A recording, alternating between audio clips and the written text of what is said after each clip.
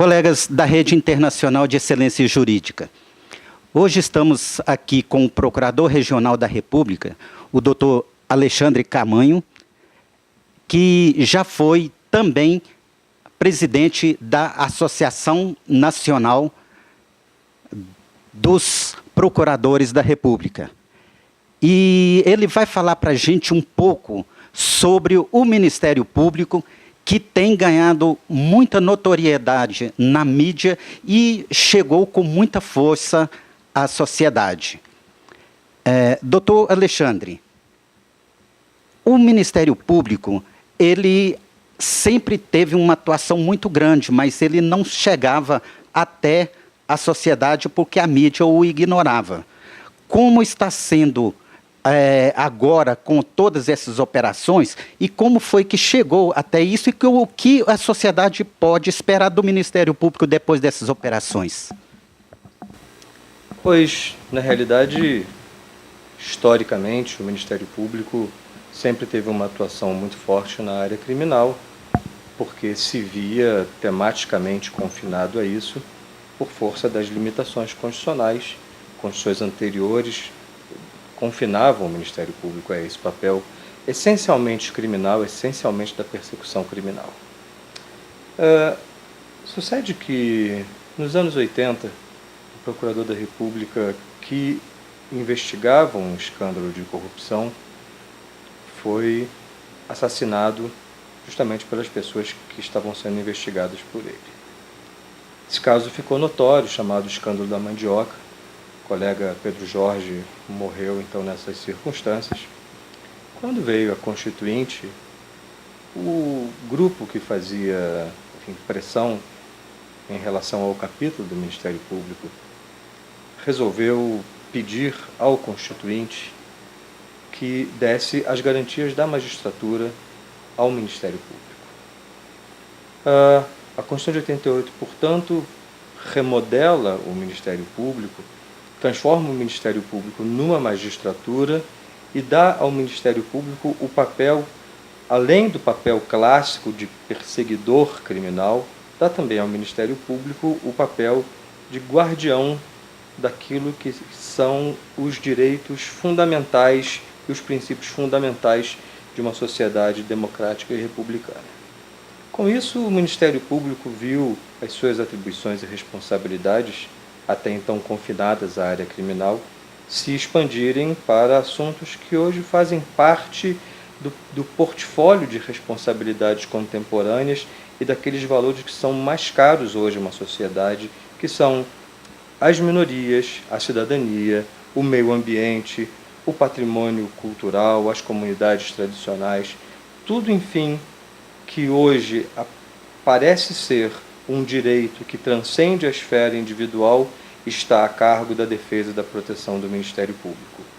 E com isso, imbuído dessa responsabilidade a partir de 1988, o papel do Ministério Público cresceu exponencialmente, viu-se estender para essas outras áreas que até então não eram alcançadas pela atuação ministerial. Muitas vitórias foram conseguidas, muitas lutas. A sociedade divisou no Ministério Público um grande aliado num país que é historicamente, atavicamente injusto, primitivo, carente de Estado, com uma série de desigualdades. A partir da assunção dessas responsabilidades, o Ministério Público passou a ser um grande defensor desses valores da sociedade e foi sendo reconhecido assim crescentemente. Provavelmente a maior prova do quanto a sociedade vê no Ministério Público um aliado foi justamente a intensa mobilização popular que ocorreu por força da chamada PEC 37. Quando começou a se veicular a ideia de que o Ministério Público teria a possibilidade de não mais fazer investigações criminais, isso ocasionou uma grande mobilização popular e nós tivemos uma PEC que foi derrotada de uma forma muito expressiva por que o povo o quis. E eu recordo que na história contemporânea atual, a única emenda à Constituição que gerou tamanha mobilização foi a PEC das diretas já, que inclusive não foi aprovada. A última vez, portanto, que a população brasileira foi às ruas em torno de uma ideia veiculada numa proposta de emenda à Constituição foi nas diretas já. Chega a PEC 37 e, ao pretender retirar do Ministério Público seus poderes investigativos, a população se mobilizou, cobrou do Congresso Nacional essa rejeição, e essa rejeição veio. Quando da rejeição, a pergunta corrente à época aos procuradores da República, aos membros do Ministério Público de uma forma geral, era: muito bem, a sociedade ficou ao lado do Ministério Público para a rejeição da PEC 37, e essa foi a grande prova da estima, da consideração, do respeito que a sociedade tem pelo Ministério Público. O que fará, portanto, agora o Ministério Público para retribuir essa estima e, enfim, a prova de que a sociedade confia no Ministério Público? O que será feito? O que o Ministério Público tem a retribuir? O que o Ministério Público tem a dar de volta? Penso que, passados poucos anos da rejeição da PEC 37, passados cerca de 3 anos da PEC 37, a resposta imediata que certamente ocorrerá às pessoas é: de início, nós demos a Operação Lava Jato para a sociedade brasileira, que vem sendo, evidentemente, um paradigma na questão do combate à corrupção. Personagens históricos, esquemas históricos, dinâmicas que eram conhecidas de todos e que nunca foram combatidas, passaram a ser vigorosamente enfrentadas, com todo esse quadro extremamente positivo que nós temos visto, de prisões, de condenações, de restituições do dinheiro público.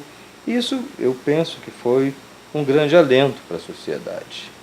Evidentemente que o Ministério Público é muito mais do que a Operação Lava Jato, e nós estamos passando momentaneamente por uma fase em que o Ministério Público, a figura dos procuradores da República, parece estar limitada a uma operação e aquela sua atribuição clássica da persecução criminal.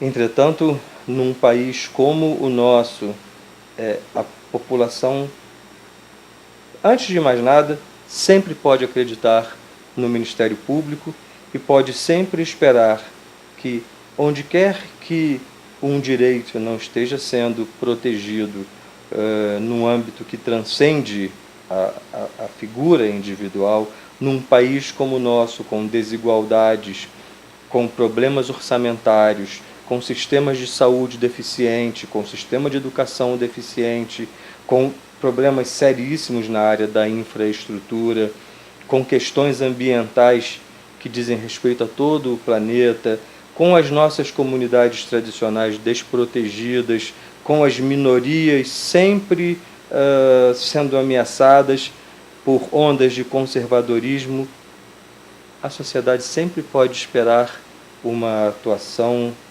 crescentemente vigorosa do Ministério Público na defesa desses valores e em prol de um país melhor. Doutor, hoje foi noticiado que o Congresso está apressando a PEC que vai restringir a atuação nessas operações. Como o senhor vê esta aceleração no processo de votação dessa PEC que restringe a atuação na administração pública? É importante enfatizar que, onde quer que o poder se veja ameaçado, ele propende a reagir. Isso é um fenômeno mundial. mesmo nos países reputadamente civilizados, toda vez que o establishment, toda vez que o estamento político se viu ameaçado por investigações, procurou reagir com legislações restritivas e com tentativas de retaliação ao Ministério Público. Portanto, isso não é um fenômeno inédito, nem no Brasil e nem no resto do mundo, ao qual o Ministério Público parece também, por outro lado, permanentemente habituado. Nós somos uma carreira, somos uma magistratura que não propriamente vive sobressaltada, mas que vive permanentemente ameaçada de alterações normativas que restringem as nossas capacidades.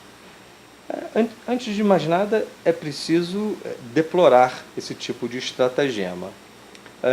É preciso, talvez, lembrar que, idealmente, e que em países que poderiam se dizer sérios, se proclamar sérios, a legislação deve vir sempre para aprimorar dinâmicas, para beneficiar a cidadania, para ocasionar cada vez mais correção e transparência do Estado. Toda vez que se alardeia uma medida de retaliação em relação ao Ministério Público, é evidente, fica claro que essas medidas só podem vir para beneficiar a corrupção, a opacidade, a impunidade, a perpetuidade de uma série de dinâmicas criminosas ou clandestinas.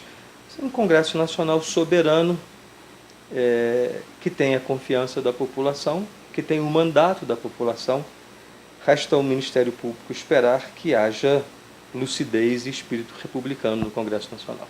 A gente teve a oportunidade de conhecer um pouco mais dessa instituição tão séria e que tem os seus membros aliados a nós, advogados. Muito obrigado, doutor Alexandre.